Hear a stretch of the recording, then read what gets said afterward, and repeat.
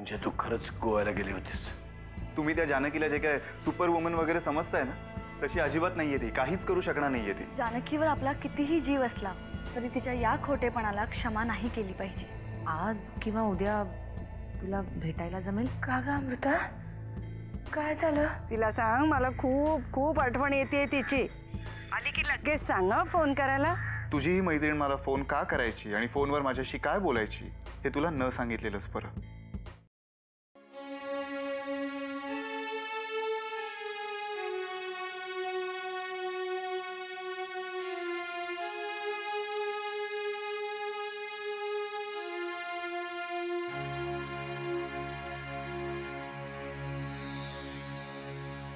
येते मी. मागच्या 2-4 दिवसात जे काय झालं ते. जा तुम्ही, माझ्याशी बोलण्यात वेळ घालवू नका. बरीच काम आहेत मला. जानकी लहान आहे अजून. पण तुम्ही लहान नाही आहात ना. पांडुरंगा शपथ सांगते, जे काय झालं ते आईला काही माहिती नव्हतं. बस झालं जानकी. माझी जानकी स्वतःच्या भल्यासाठी कधीच खोटं बोलणार नाही. चांगल्यासाठी काय किंवा वाईटासाठी काय, खोटं हे खोटंच असतं. झाला तेवढा तमाशा, बस झाला. या तुम्ही.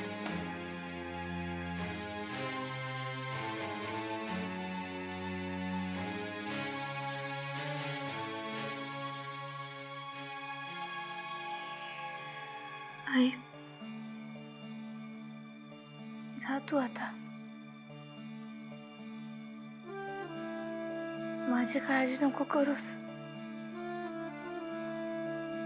चांगली अत्तल घडली आता मला. माझ्या चुकीमुळे माझ्या सोन्यासारख्या संसाराची धूळधार उडाली आता. आणि मला सगळ्यात मोठी अत्तल ही घडली की आज माझ्यामुळे कोणीतरी तुझ्याकडे बोट दाखवलंय.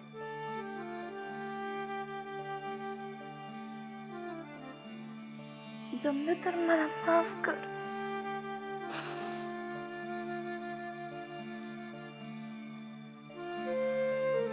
बाहेर ड्रायव्हर काका उभे असतील, ते तुला सोडतील.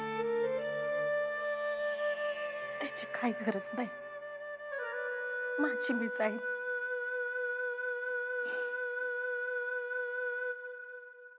पण जाता जाता माझं एक ऐक. असं घर आणि अशी माणसं मिळायला नशीब लागतं.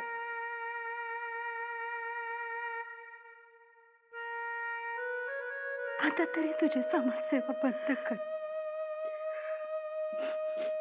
बस झालं आता.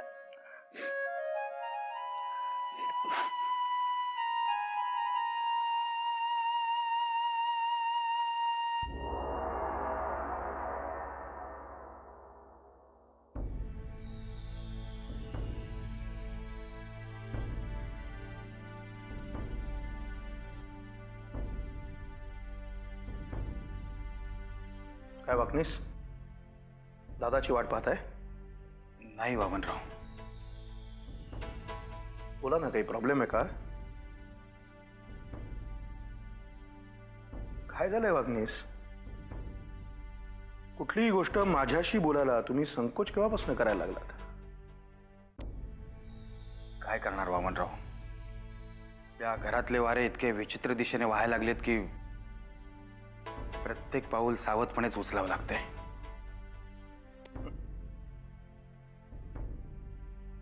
तुमची आणि माझी दोघांची अवस्था सारखीच आहे वाकनीस. या घरातल्या वादळी वाऱ्यांमुळे आपल्या दोघांची नाव सारखीच हेलकावे खातीये. एनिवे, बोला काय झालं? वामनराव, साहेबांच्या नव्या मनसुब्याबद्दल चिंता वाटते. नवा मनसुबा? आता काय करायचं ठरवलंय दादांनी? साहेबांची अशी इच्छा आहे की परशू शेठला सोडून आणावं. काय? दादा परशूला सोडवून आणणार आहे? हो, कुठल्या तरी राजकीय प्रकरणामध्ये त्यांचा वापर करून घेण्याची इच्छा आहे त्यांची. काय चाललंय दादासाहेब? एका कारणासाठी त्या परशूला सोडवून आणेल आणि तो परशू घरामध्ये 10 प्रॉब्लेम्स क्रिएट करेल. हे कळत नाहीये दादाला. हेच मी देखील साहेबांशी बोललो. मग सध्या साहेब स्वतःच्या डोक्यापेक्षा इतरांच्याच डोक्याने जास्त चालत आहेत. त्यामुळे त्यांना काहीही सांगणं अवघडच होऊन बसलंय. कळतंय मला. तुम्ही कोणाविषयी बोलताय ते समजताय मला. अतिच होत चाललंय तिचं. आता नाही. इतके दिवस मी हा सगळा तमाशा गप्प बसून बघत होतो. आता नाही. आता मात्र मला बोललंच पाहिजे तिच्याशी. वामनराव, काही झाले तरी मी परका पडतो. त्यामुळे या प्रकरणामध्ये तुम्ही स्वतः लक्ष घालावं असं मला मनापासून वाटतं. तुम्ही नका काळजी करू. मी पाहतो आता काय करायचं ते. येतो मी.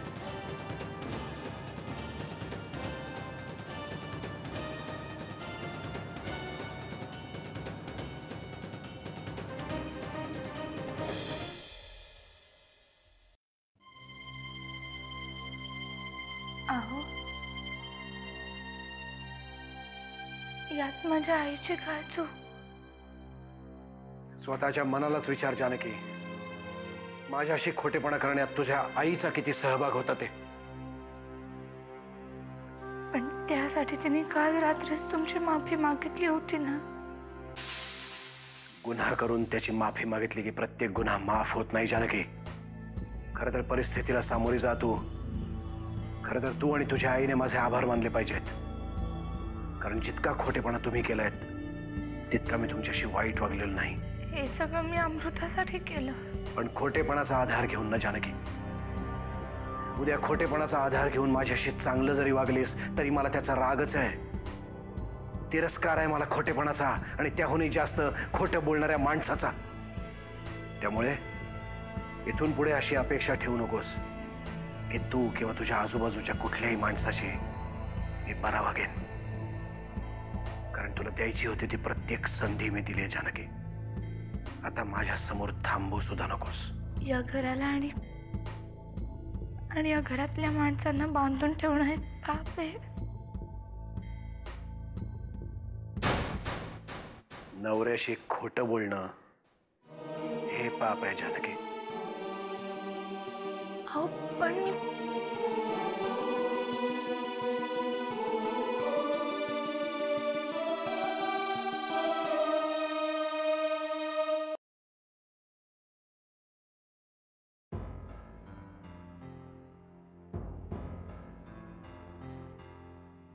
अरे वा, वाचन चाललंय. ही एक चांगली सवय आहे तुला. सतत वाचत राहायचं. थँक्स. या चांगल्या सवयीबरोबरच अजूनही काही चांगल्या सवयी अंगी वागवायला शिक राधिका. म्हणजे मला कळलं नाही जिजू.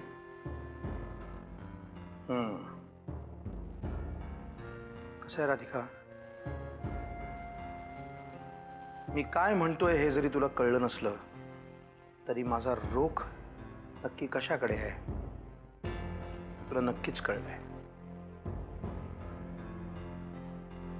जिजू प्लीज, काय ते स्पष्ट बोला. स्पष्ट बोलू? ठीक आहे.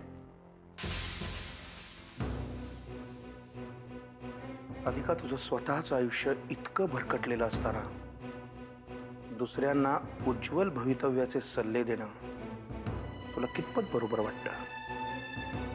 जिजू, जर तुम्ही नरसिंहरावांबद्दल बोलत असाल तर मी त्यांना सल्ले द्यायला जात नाही. हा, त्यांना माझे सल्ले घ्यावेसे वाटतात हे मी माझं भाग्य समजते. कारण ते माझ्यापेक्षा मानाने, अनुभवाने आणि बुद्धिमत्तेने खूप मोठे. आणि जिजू, मला एक कळून चुकलंय. की मोठ्या माणसांनाही थर्ड ओपिनियनची गरज पडू शकते. म्हणून जेव्हा त्यांना गरज लागते मी फक्त बाउन्सिंग बोर्ड होण्याचा प्रयत्न करते. Bouncing board. राधिका, तुला त्याच्यासाठी काहीही होण्याची आवश्यकता नाही. या घरात त्याची स्वतःची आपली माणसं आहेत आणि ती त्याच्यासाठी काहीही होऊ शकतात. पण जिजू, या क्षणी त्यांच्याबरोबर खंबीरपणे उभं राहणार असं कोण आहे? आत्याबाई इथे नाहीये. वाकनीस? हो साहेब, नाही साहेब करत त्यांच्या मागे मागे फिरत असतात. ॲली, तिला स्वतः पलीकडे दुसरं जग दिसत नाही. अमृता लग्न करून निघून गेली. हा जानकी एक आहे, खूप चांगली मुलगी आहे, उत्तम बायकोही आहे. पण तिची आणि नरसिंहरावांच्या इंटलेक्टची बरोबरी नाही होऊ शकत जिजू. राहता राहिले तुम्ही. तुम्ही खूप काही करू शकता, पण काही करत नाही. तुम्ही स्वतःच या घरात एखाद्या पाहुण्यासारखे. राधिका, आत्ता बोललीयस, पुन्हा कधीही बोलू नकोस. पाहुणी तू आहेस या घरात. तेव्हा आपली पायरी सांभाळून वाग, नाहीतर ह्या घरातनं चालू लाग. नाहीतर जशी तुला तुझ्या नवऱ्याने टाकली ना, तसे या घरातले सगळेजण तुला वाळीत टाकतील. लक्षात ठेव.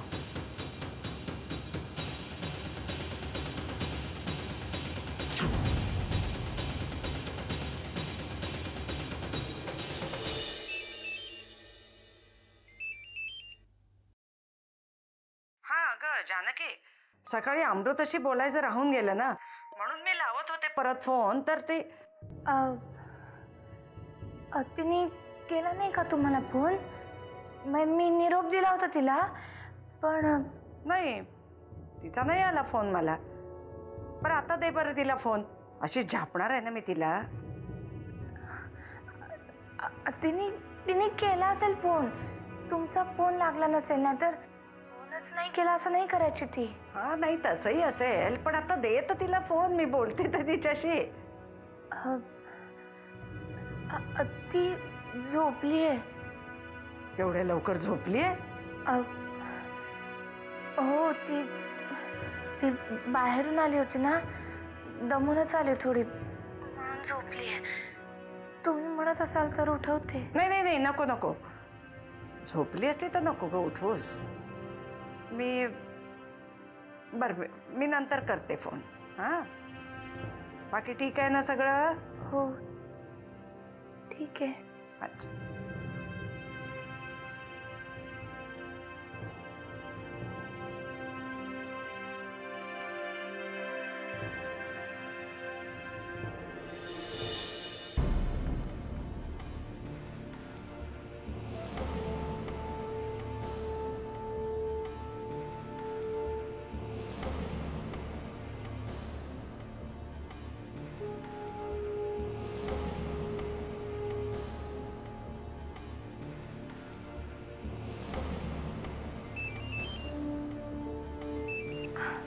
अमृता, कशी आहेस तू?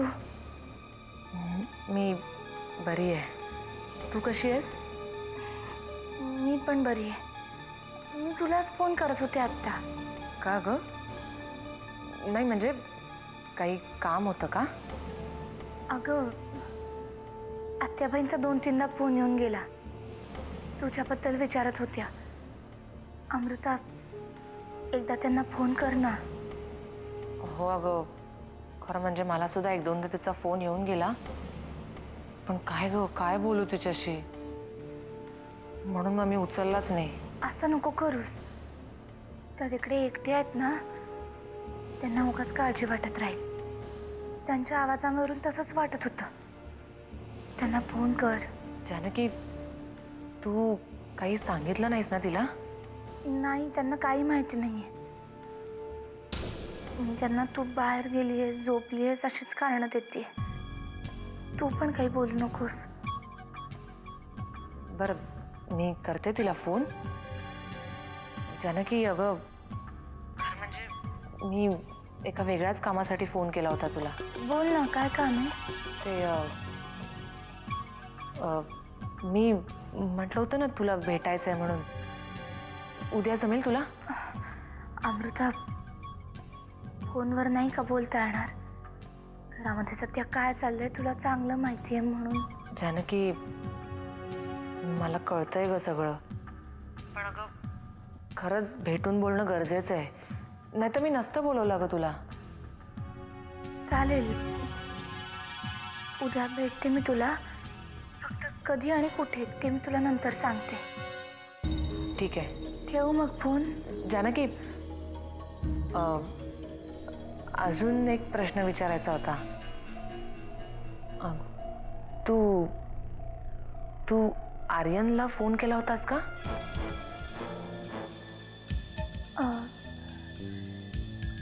का ग असं विचारते?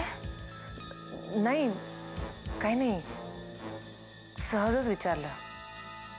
चल ठेवते. हां, ठीक आहे.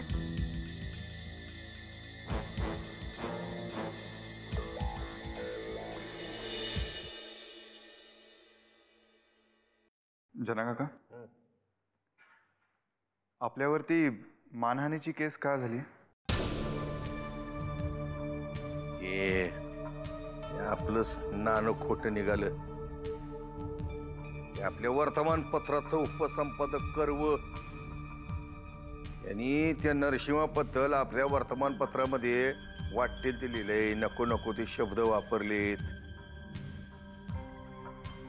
ना आता ते बोंबलं सुटलंय गावभर. अच्छा, असं झालंय तर मग आपले वकील काय म्हणाले? ते म्हणाले की या नरसिंहाची केस लय स्ट्रॉंग झाली आहे, कोर्टाबाहेरच सेटलमेंट करा म्हणावं.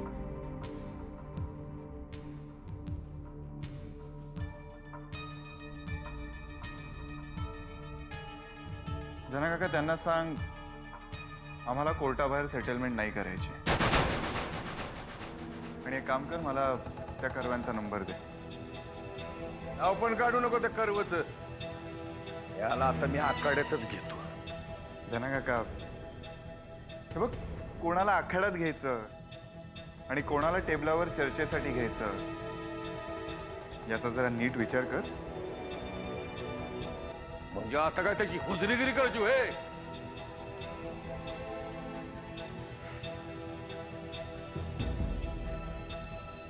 हे बघ जना काका, तू अजिबात काळजी करू नकोस. मला फक्त त्या कर्व्यांचा नंबर दे. पुढे काय करायचं ते मी बघेन. घे, लिहून घे.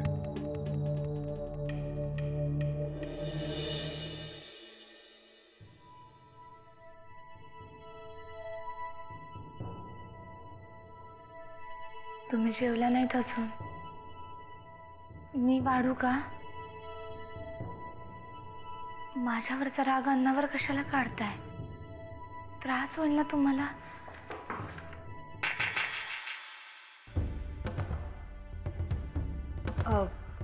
तुमच्याशी जरा बोलायचं होतं.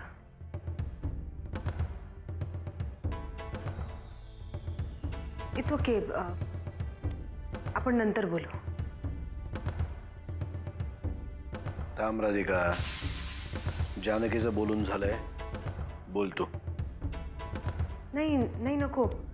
तशी खूप रात्र झाली आणि तुम्ही कामातही आहात. उद्या बोलू आपण.